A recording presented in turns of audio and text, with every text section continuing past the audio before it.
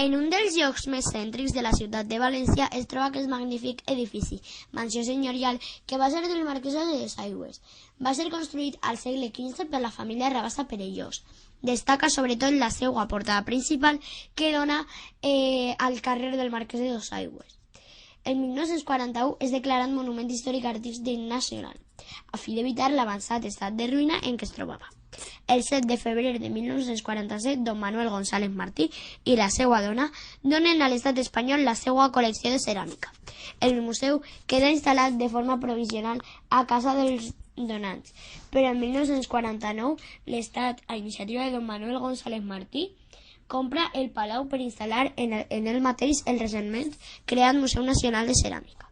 El 1991 el museu va haver de tancar les portes per emprendre obres de restauració. El 1998 va ser reobert al públic. És magnífic, no només per l'exposició d'obres artístiques, sinó a més per la història i anècdota d'usos i costums, festes i solemnitats de passades èpoques.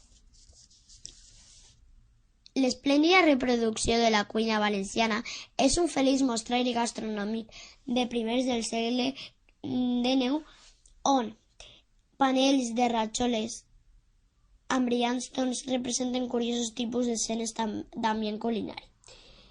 I l'extensa varietat de plats policromats i de daurat reflex metàl·lic mostra la ceràmica popular de Paterna i Manises amb l'esplèndida variada col·lecció de rajoles on es troben des del daurat allioli a la policromada paella com a imitació suculent de menjar.